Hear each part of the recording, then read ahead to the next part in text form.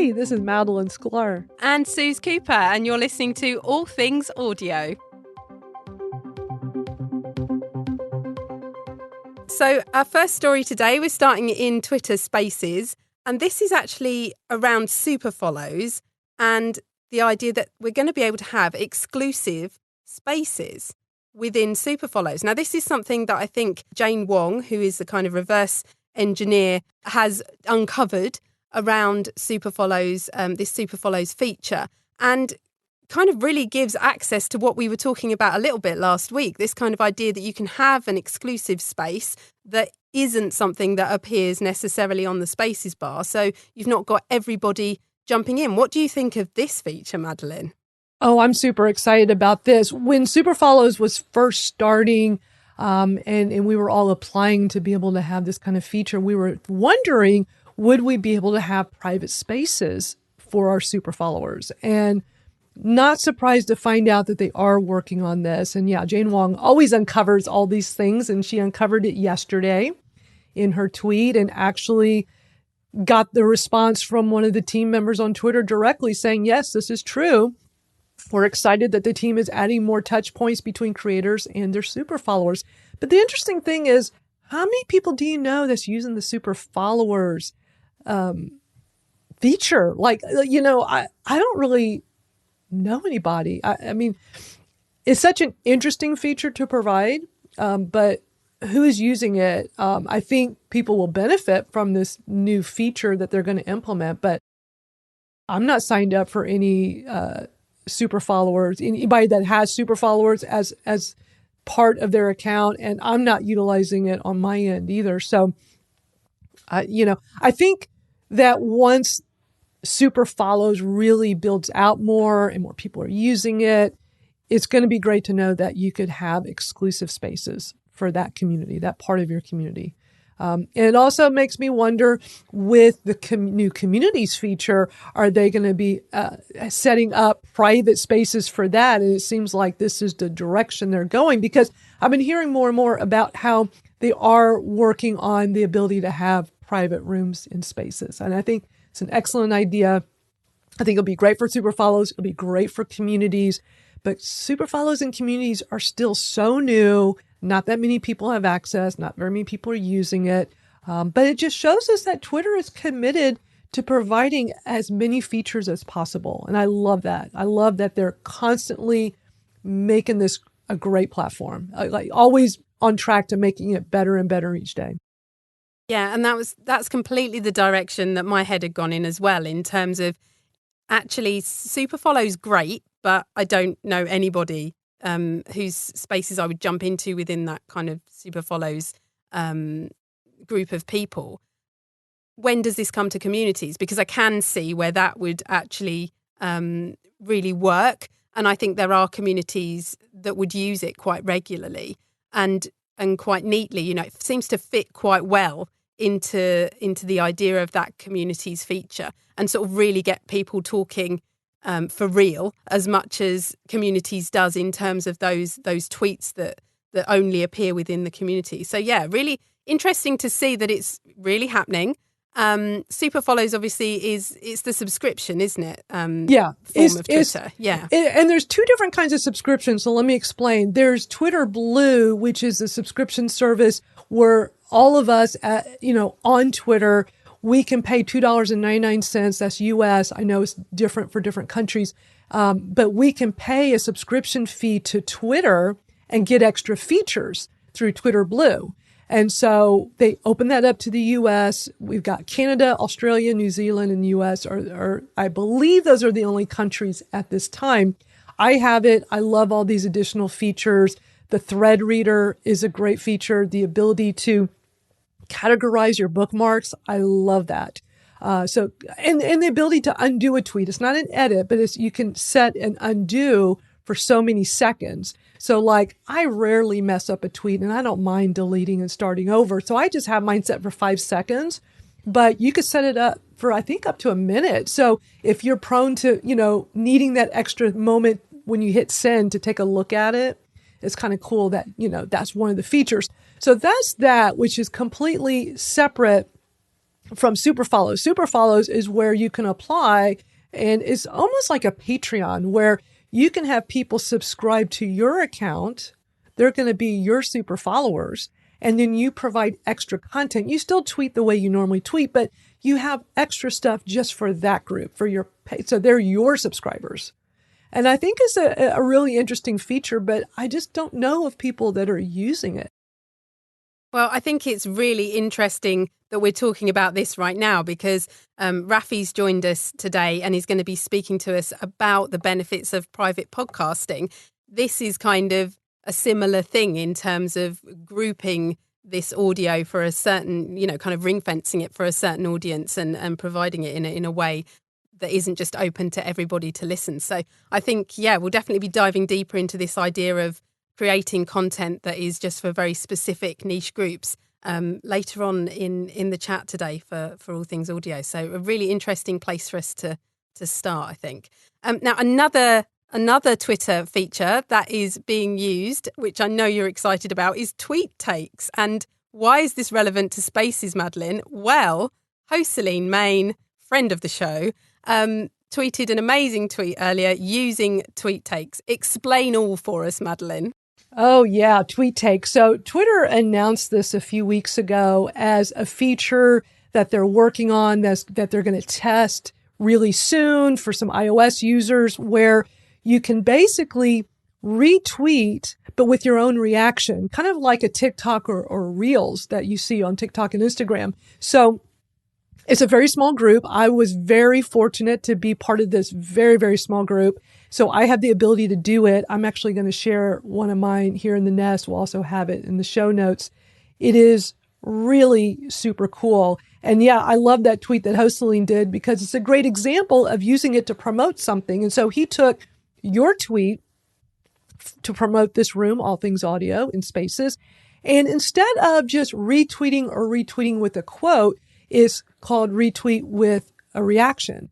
And that's how you'll know if you ever do get it, is that, you update the iOS app. Right now it's just iOS, but again, it's a very small group of users right now, but as they expand it out, you'll just notice when you're retweeting, you'll see a third option.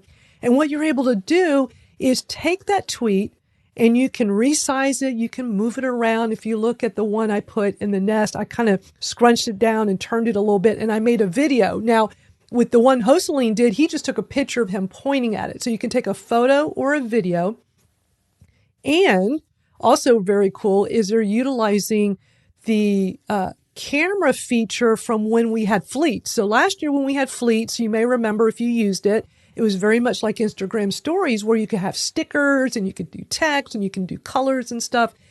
And they said when fleets went away, they did plan to bring back some of the camera features at some point. And that's what they did here with this new tweet takes. So I'm able to not only make a little video and talk about a tweet and point to it, but there's also some cute little stickers, little animations and things that I could pop in there as well. So I'm super excited that Twitter is really taking, so many features to make our experience even better. And I think this is, I've been this huge advocate for a very long time, for years, trying to get people to utilize the power of video on Twitter.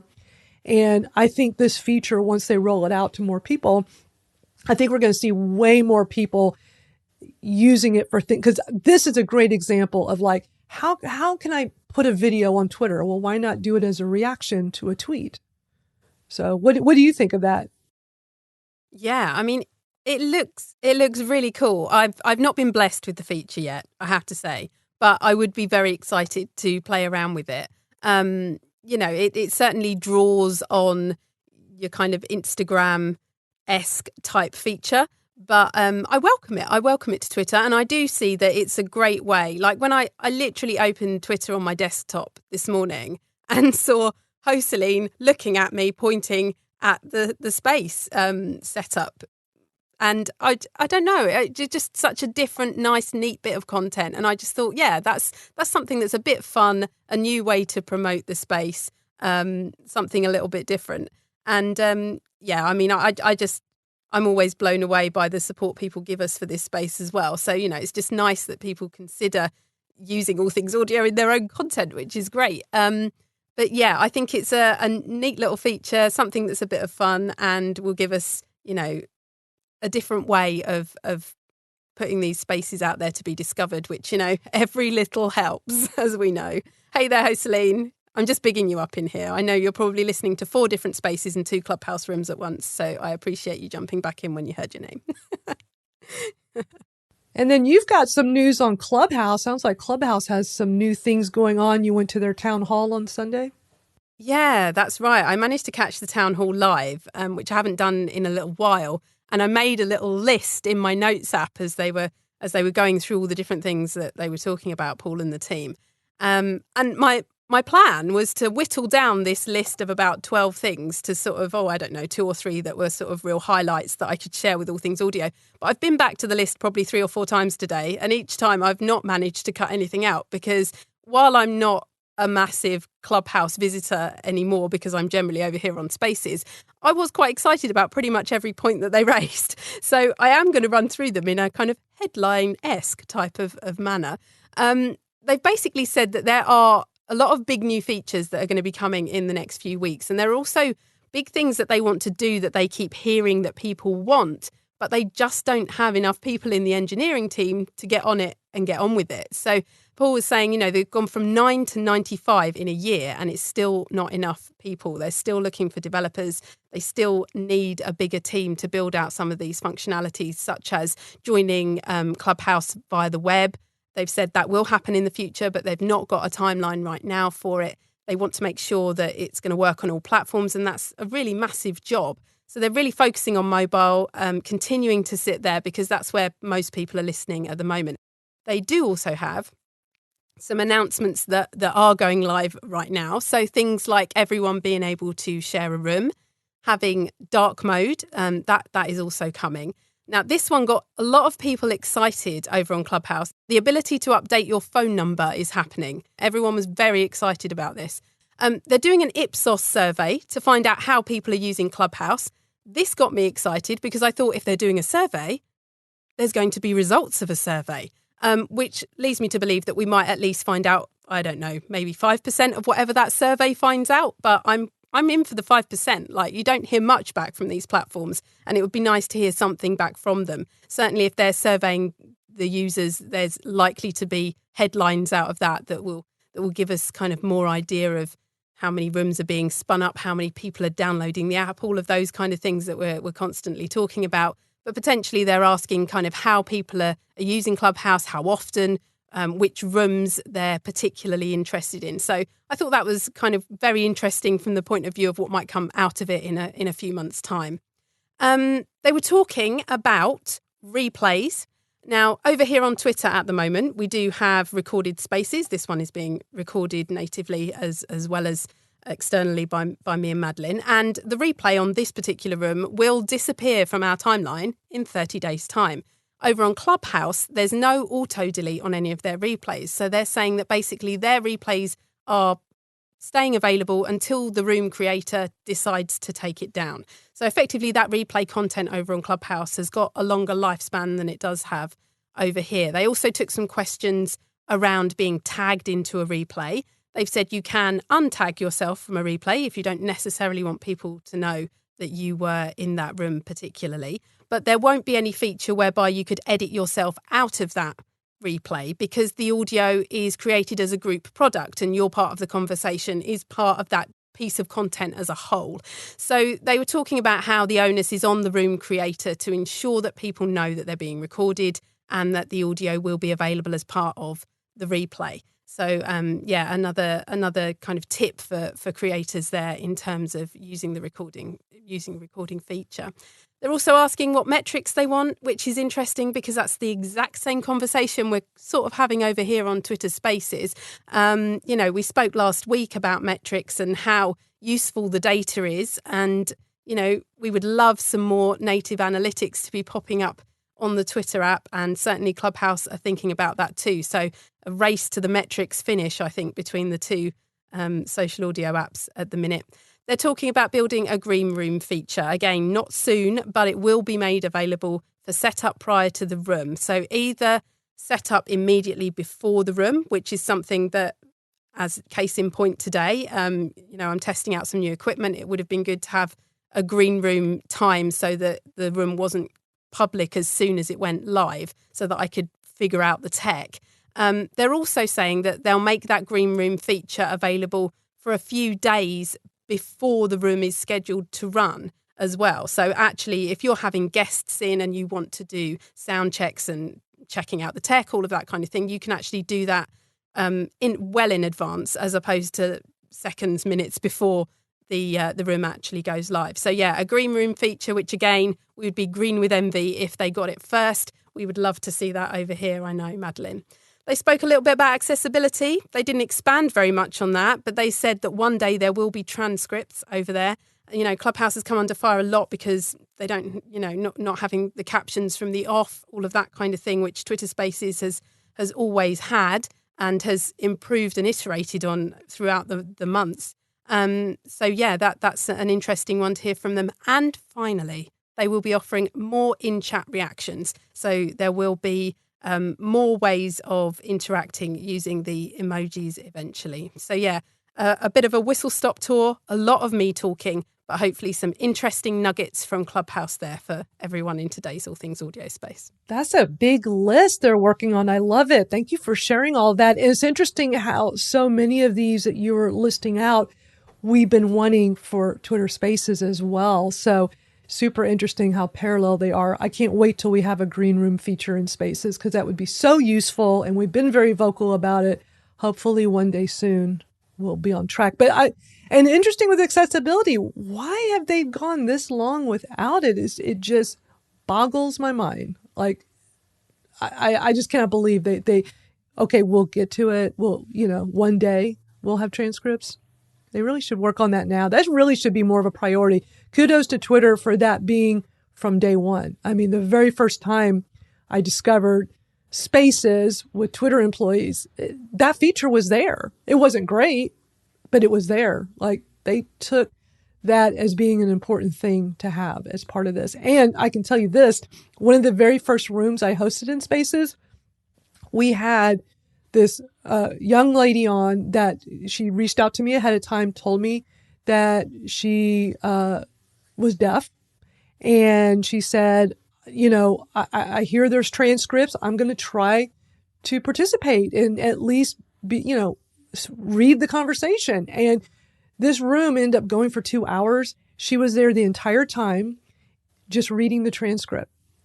And it was amazing that she had a great experience back when the transcript wasn't even that great at Spaces, but she was able to feel like she was part of the conversation. And that just warms my heart. I just thought that was so great of Twitter to be so forward thinking early on with Spaces.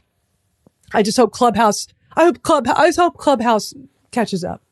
Let's transition to our special guest today. We thought we would bring one of our listeners on because she has some really interesting experience with private podcasting. These tools sound so interesting. So we thought we'd bring Raphie on to talk about it. So Raphie, welcome to All Things Audio.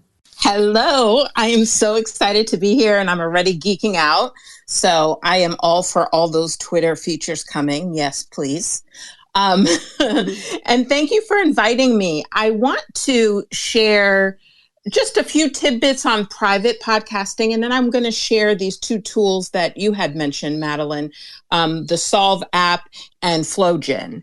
And so the first thing I want to mention is that when you think about private podcasting, I really want you to kind of really think outside the box as far as the use cases, and also think outside the box as far as different platforms. I'm going to be talking about two, one of which is like a private feed. The other one is much more social and public. But before we get into that, I want to just share with everybody that there are so many players out there right now for audio. Obviously, we're all here. So there's really just a huge influx of different players, different platforms.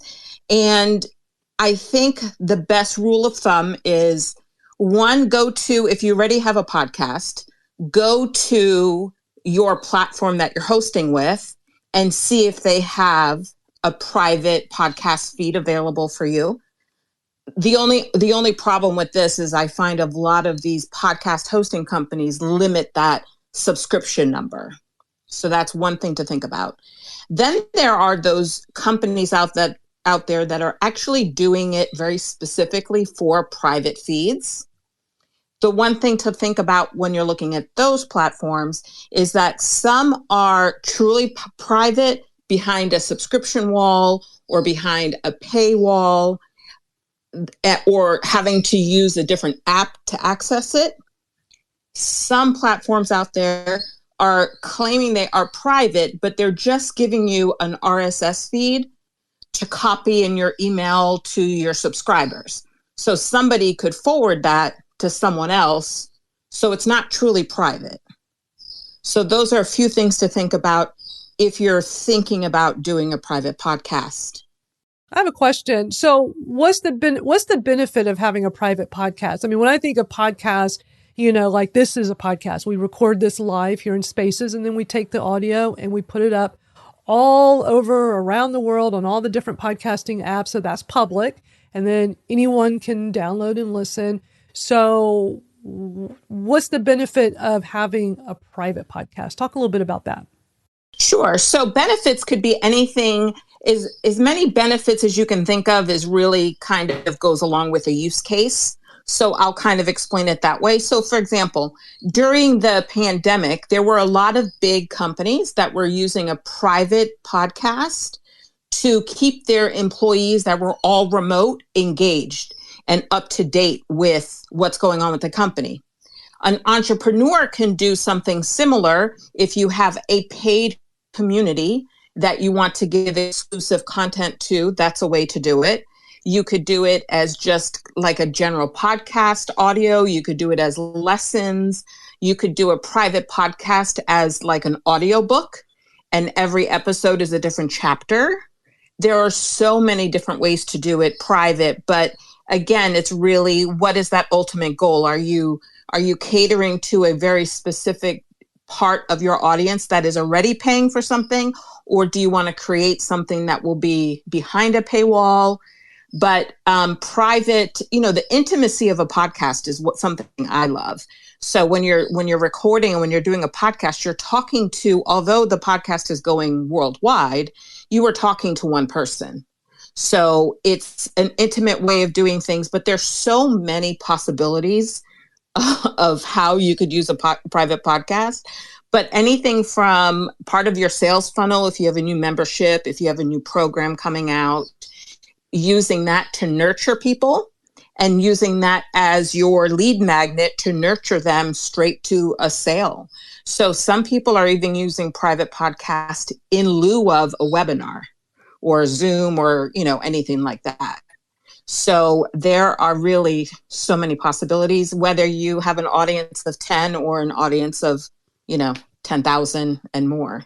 So another way that I've heard of them being used, Raphie, is kind of as internal notice boards almost. So like the CEO doing a weekly podcast, audio only, people listening to it to find out what the latest updates are in the business as well. Absolutely. Just like the example I mentioned during quarantine, where people were working remotely, there were some pretty big names that used a private podcast feature as a way of all the employees to know what's going on and to create that connection. And even something like that is a possibility. If you have a team, it might be a small team, but it might be remote.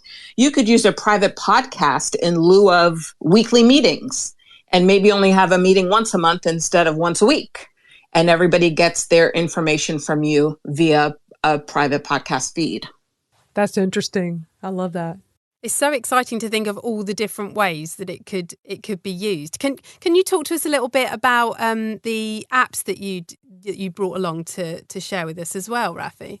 Absolutely. So these are two very different apps. So the first one is Flowjin, and Flowjin's creators, it's a sister team. One of them reached out to me personally based on the tweets I was doing. So yay for Twitter. And she reached out to me and asked me if I would be willing to give it a try and kind of, dig into it. And Flowjin is very different. You have different mini podcasts in there, and they're called flows. And it allows you to record and send it out to subscribers via the app. They have to subscribe. You could make it something that's paid or not. It can be free. And what I like about Flowjin is you listen to it and you can respond by typing.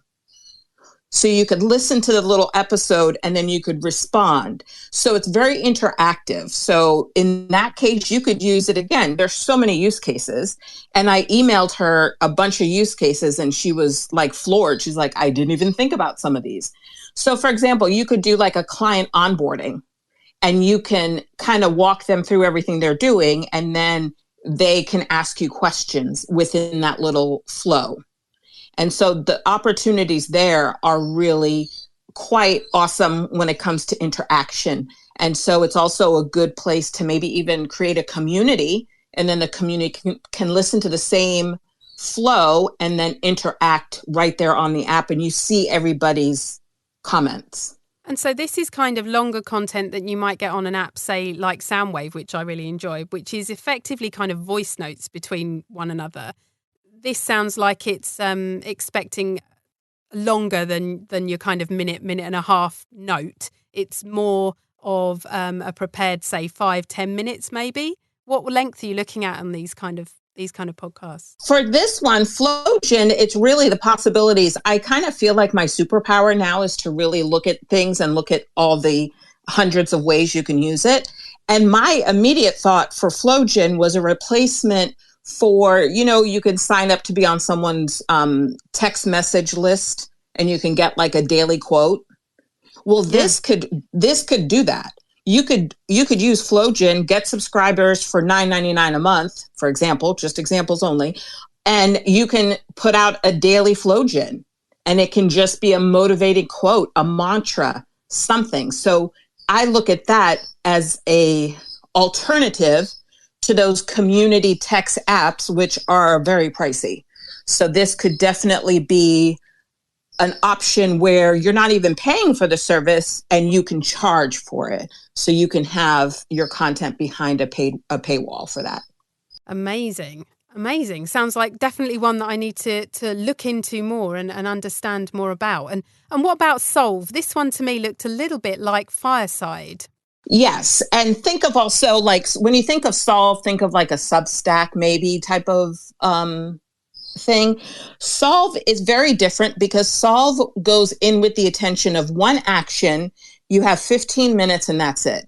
So when you go into Solvv, it's not endless 8 different topics. You go in with one topic to solve, hence the name. And it's a little different because it limits you to 15 minutes. It's one host, and then it could be up to 4 panelists. And it's very guided. And kudos to Solvv. They use Notion for their how-to page. So I love that. For any Notion fans out there. So they're very intentional, though. They want you to do like an intro. They want you to do the insight. They want you to, kind of follow their outline but solve a problem. So that's what I like about it. It's not an endless room that, for example, Clubhouse, you could be stuck in Clubhouse and do you really get answers or do you really get something done? So Solvv is there, and they call themselves a social podcasting platform. So this is different because it's public, but I do like the app. The app is in beta right now. So if you're going to use the app, it's free. So if you're going to use it, you do have to also download Test Flight because they're actively getting data from all the beta testers right now. And but I do like it because there you could even do a series. So I could go in right now and plan a series and schedule a series because I could maybe think of my topic is going to be, I'm going to need more than 15 minutes. So I can go in there, set up the series name, and then set up, 5 different Solvv events to come and listen and engage with. Sure. I mean, it certainly sounds like a very different approach in terms of giving the creator a structure. And in some cases that will really suit people who aren't quite sure where to start, and will give people a foundation for, okay, well, I need to fill this bit of content and say something here. But for others, perhaps it might be seen as a limitation. But I love the fact that they're approaching it from a different angle. What do you think, Madalyn? What does it sound like to you? Yeah, this is really fascinating. I mean, it's really getting me thinking in a whole new way. I mean, these are such great ideas. Raphie, you're just a wealth of knowledge with this private podcasting. It's a very interesting angle that really gets those wheels spinning and thinking of other ways to utilize audio. Thank you. Absolutely. It's such a prime moment, as we've said before. Like, we're seeing this audio revolution because people are fed up with the Zoom calls and everything else that's so screen based. Having content that is available via audio, whether that be, a choice, so you can either watch this or you can hear it, or just being audio, I think is just kind of a no-brainer at the moment. I think there's still such a lot of screen fatigue going on that anywhere that we can sort of pick up and create some audio content, I think has got to be good. I mean, I would say that because I'm an audio geek. But. Right. One honorable mention I do want to talk about that kind of almost fills a lot of the missing pieces that some other audio platforms are missing, like we mentioned for Clubhouse, is My Soundwise app. And that is a whole different type of thing. That is subscriber only. You can make it free. You could make it a paid option. But what I like about that is you can add PDFs and you can have conversations. So you can add transcripts and you can still have conversations and interactions. So I think that's a whole different, player in the game. And it has so much potential for those that need access for their communities. Yeah, absolutely. And I think, there is certainly... There's been a need, like here on Twitter Spaces, we've got The Nest. Over on Clubhouse, we're seeing pinned links still being very successful. People like to be able to connect with the other content once they're there in like a live space. So I think that's kind of really useful to be able to draw on those other pieces of content that you might be leaning on as part of the content as you go along. So yeah, seems like they've all got, again, a whole world out there of more audio apps. Some I'd heard about, some I totally hadn't. There are new ones just appearing all the time still. They are. They come out of the woodwork. You wake up and you're like, wait, where'd that come from? Yeah. I mean, I've got a phone screen full of different social audio apps that are at varying levels of beta or testing. As I say, I've been in and out of Soundwave. I really like Wisdom. That's one that's been, that one is again a bit of a problem solving one, really. It's more for people teaching each other things. But I also love the way, as you say, people are really thinking about the different ways in which the audio can be used. And there are such obvious kind of niche, well, not even obvious ones, but like niches where audio can really, really work and reach an audience that might not have been engaged in another way. So it's really exciting to hear all of the different ways. And yeah, it sounds like you've really found your niche, Raphie, in making the most of all these different apps and ideas. I have, and I'm audio for life. Like this is, I found my superpower and my magic space. So yeah, I'm here for the long haul. Well, you've certainly found your home here at All Things Audio as well. So thank you so much for spending time with us and talking us through private podcasting and introducing me to Solvv and, I've forgotten the other one already. Where is it? Flowjin. That's what it's called. Flowjin. That's the one that I'm going to go and have a look at because that's the one I hadn't heard of at all. And it just sounds like it's got so much potential for building. And I know, there are lots of people trying to work out how to monetize audio, and podcasting is pretty difficult to make any money out of. So it's certainly one to go along and have a look at. The links will all be in the show notes. We'll include them in there. And I'm sure Madalyn has got them in the Twitter moment as well, because I can see she's posted it in the Nest because she's wonderful. So I'm sure that will be there too. Raphie, thank you for sharing all this great information. You're a wealth of knowledge when it comes to all of this. And if our listeners here want to learn more from you, I imagine, they could just send you a DM, right? Is there any other way they can get in touch? No, absolutely. Send me a DM. I am a podcast strategist. I work with a company that has over 500 shows and another agency that has about 100 shows. Plus, I do my own thing. So chances are I can help you no matter what niche or, service or anything that you're doing. So definitely send me a direct message and let's get the conversation started. Awesome. And I did put in the nest the link to the Twitter Moments that has all of the things that were in the nest today, all the different things we talked about, with that nice screenshot from host Celine pointing up at the All Things Audio tweet for that new tweet takes we talked about earlier. So host Celine, shout out to you. You're so awesome for doing that. All right. Well, I think now is time for us to take some questions and or comments from our listeners. So feel free to request the mic. And we definitely want to bring George up because he had some things he wanted to discuss as a carryover from last week's session. Yeah. Hey, George. Thank you for joining us, as always. Hey, how are you? Yeah. We solved the problem with the sound effects in. Now, Susie, you just did some sound effects in here from the Rodecaster. Did you do it with the buttons on the Rodecaster, or did you do it through your laptop? Yeah, so I've loaded the All Things Audio bed onto bank 2 of the pads that are actually on the Rodecaster. So I was playing directly from the tech. Okay, so so what I want to do is pipe it in from my laptop so that I can play something from a YouTube video. I can play a clip I've made, just an audio clip, an audio file that I've made from a previous recording. I can play sound effects. I have a sound effects board called Farrago. It's about $50 from Rogue Audio. That'll give you all kinds of sound effects. If you go to free audio, if you just Google free sound effects, there's a thing called, I think, freeaudio.com.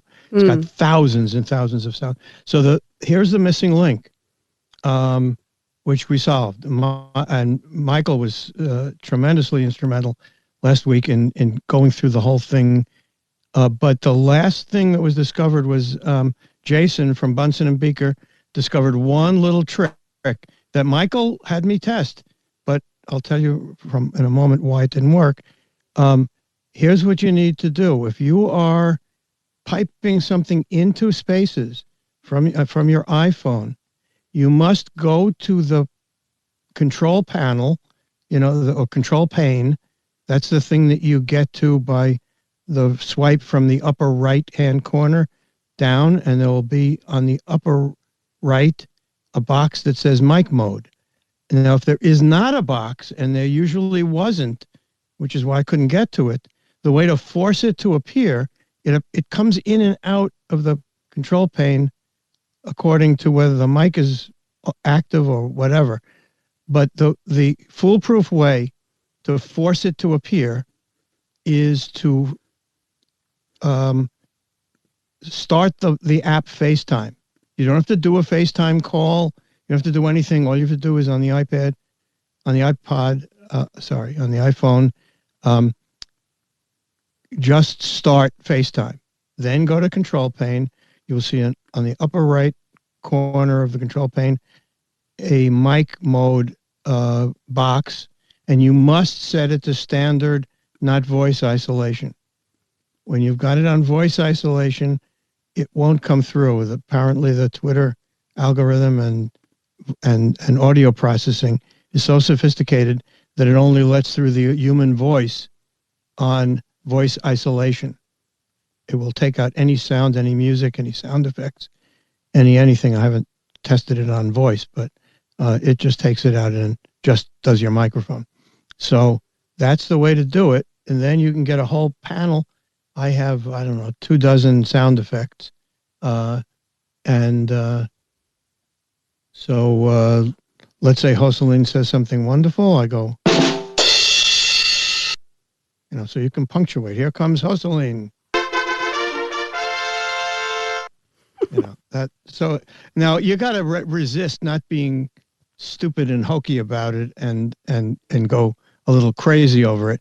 I think but when I start a session, this is the way I have started, I would say 7,000 focus groups.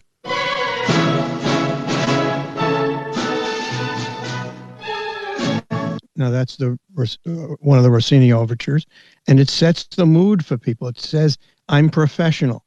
It says, "This is together. We've got it together," and it builds, as Rossini music often does, in increasing excitement. So when I play that for a minute or two or three, it's pretty impossible, even for people who don't like classical music, because everybody likes movie music. And it just juices people up. And there's a definite difference when you play really good, exciting music before your audio event or even Zoom call. It does change the mood, and it does say something about you. And you know you don't want to give a rim shot to every time somebody says anything smart, but on the other hand, it can really be wonderful.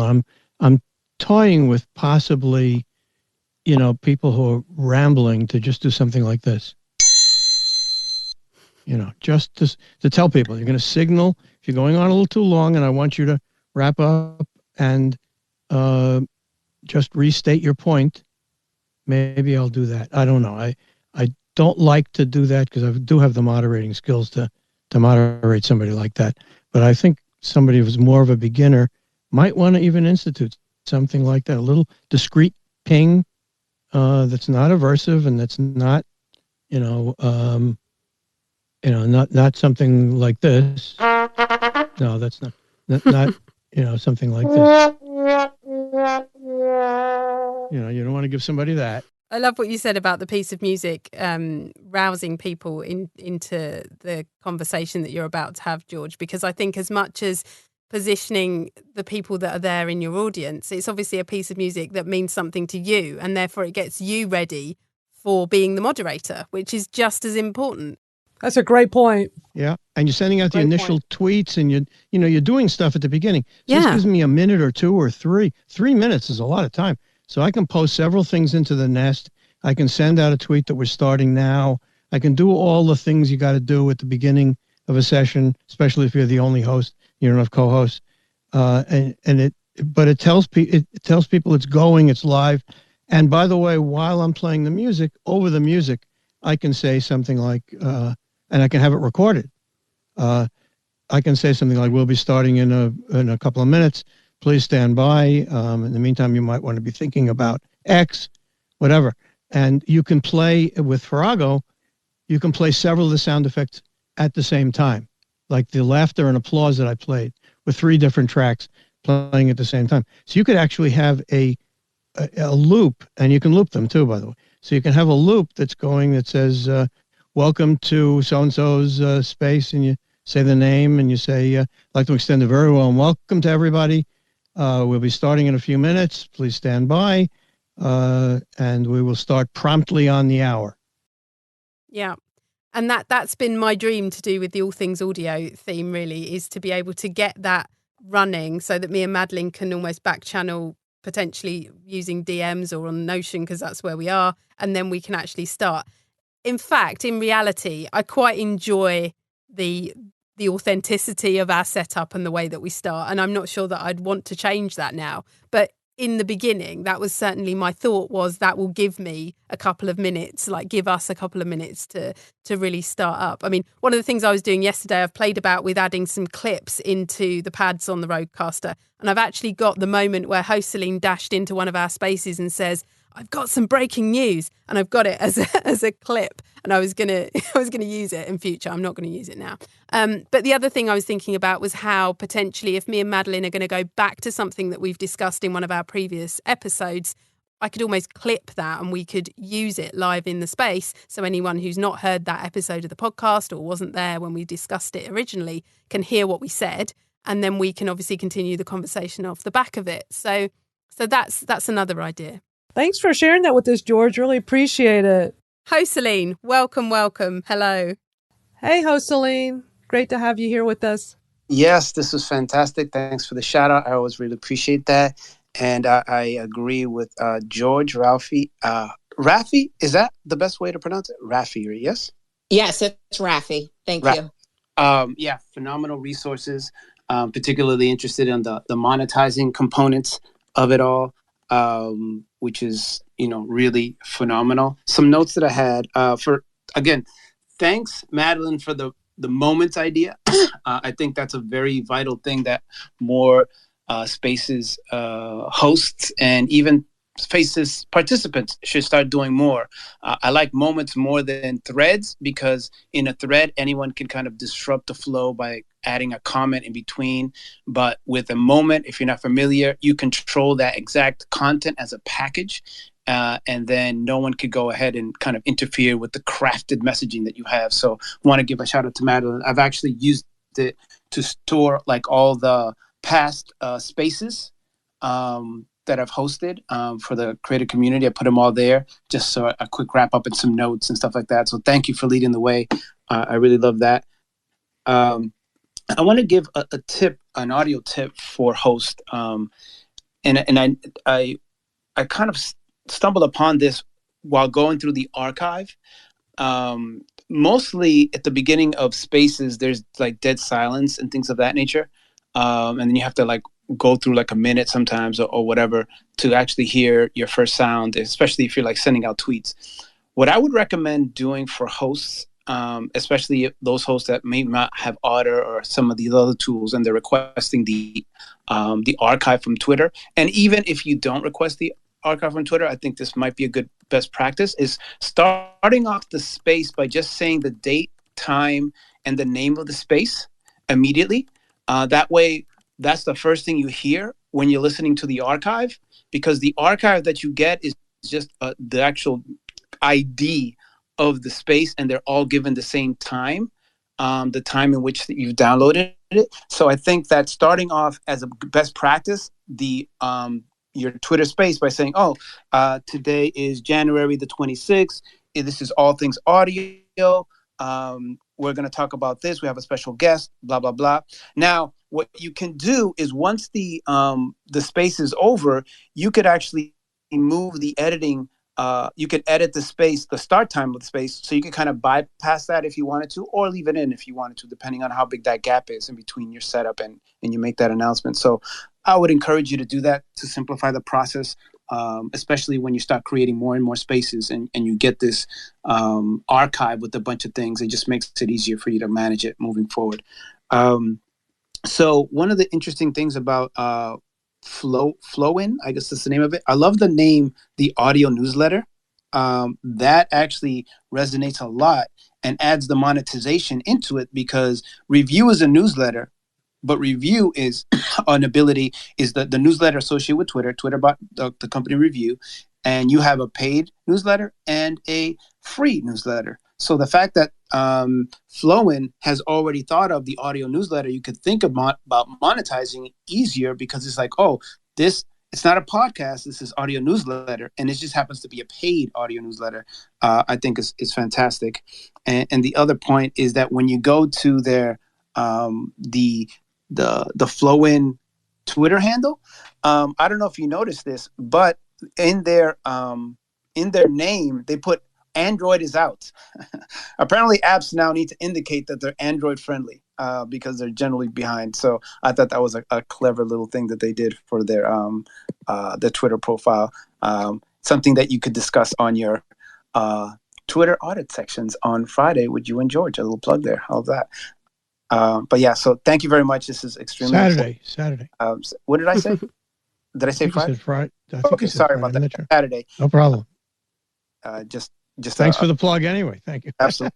Indeed. But yeah, thanks. This was so awesome sauce. And Raphie, that was phenomenal. Yeah, that's it. Thank you guys very much. Thank you, Joseline. Always great having you here with us. You always have great insights to share. Oh, by the way, when using this, the new feature, I know it's not available for everyone. They call them Twitter takes. If you do a Twitter take and you're like using like I did, like I pointed to the tweet, some people might be courageous enough to switch out the image of what you're pointing to, and you could easily become a meme. So that's something that they have to work through. Because that I already. Oh, wow. So you could point to anything, right? So I kind of let the cat out of the bag here. But your audience is cool, so I'm sure that they won't be devious. But yeah, it already happened to me. I'm like, oh, right, that could happen. But yeah, FYI. Yeah, interesting. Didn't even think of that. But yeah, I love your use of doing that tweet takes with how you took. That's why we wanted to showcase that at the top of the hour when we first started today's episode, because you took Suze's tweet promoting the All Things Audio Room for today. And I love how you use that by, just pointing to it. I thought that was really cool, really smart. So thank you for always being such a champion for all things audio, always promoting and sharing. You rock. Mention another tip or suggestion Sure. that I wanted to do for this year is, although we're talking about audio, especially on Twitter Spaces in particular, we have emojis. Could I encourage everyone to just start using them a little bit more? The reason being is that when we speak as hosts, we sometimes don't know if it resonates or not. And sometimes I get long-winded. I know George is very concise and to the point and never goes over. So I don't have to talk to him about this.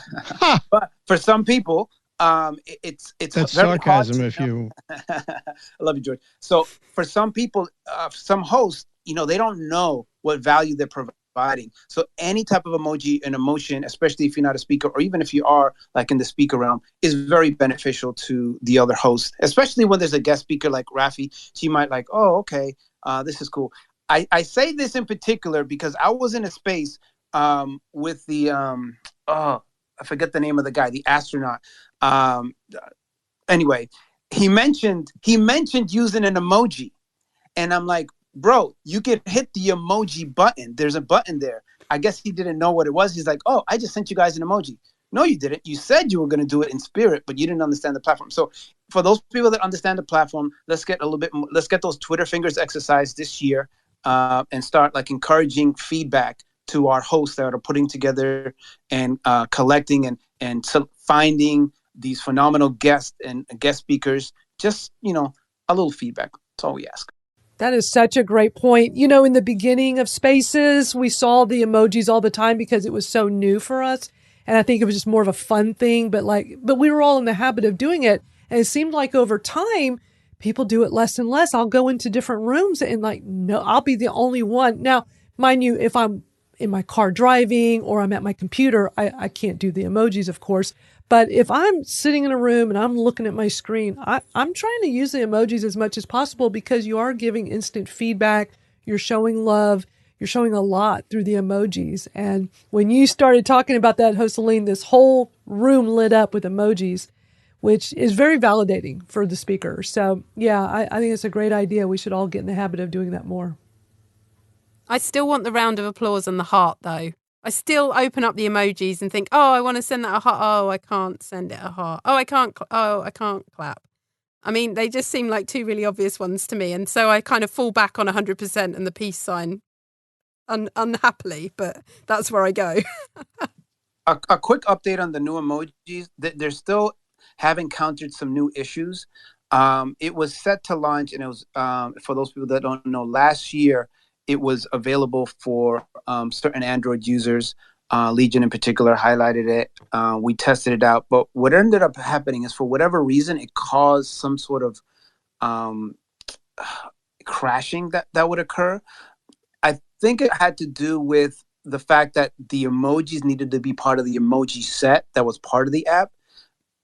But even with the new emoji set part of the app, there was still some crashing. So there's still some bugs that they're sorting out. It's not that they don't want to put it out. It's just currently they're just sorting out some bugs to make it happen. So as far as I know, we have 12 new emojis, actually 2 with 6 different shades each. So the heart is going to have 6 shades of colors, and the hand clapping because it's a hand, it's going to have 6 shades. So just that's as of the last I've seen. Granted, this is all a work in progress. They might introduce new ones or whatever, but the ones that I've seen in the wild are that, and the current delay is that they've encountered some issues with it. There is no timeline because it's software as far as when it's going to be released. It could be this weekend. It could be, a month. So fingers crossed. fingers crossed. We're waiting patiently. We've been waiting patiently. So yeah, can't wait. Well, this has been an amazing room as always. Hosteline, thank you for sharing that. George, thank you for sharing your thoughts on Rodecaster. And Raphie, wow, you just blew us all away with all that knowledge you put out. So thank you so much for being our special guest today. Thank you. I absolutely loved it. This was just so fun, and it's totally like, I love it. So for me, it's like, a fun thing to do. It's exciting and fun. So look forward to the next one. Thank you to all of our speakers who came on and shared so much great stuff. And we're available in all of your favorite podcast apps. We're out there, All Things Audio. You can also go to allthingsaudiopodcast.com as well. You certainly can. And you can catch us here on Twitter and use the hashtag AllThingsAudio, and we'll pick that up throughout the week. So that's it for this week. But thank you so much to everyone that's been here in the space with us and those of you listening. And we'll catch up with you next week. Bye, everybody.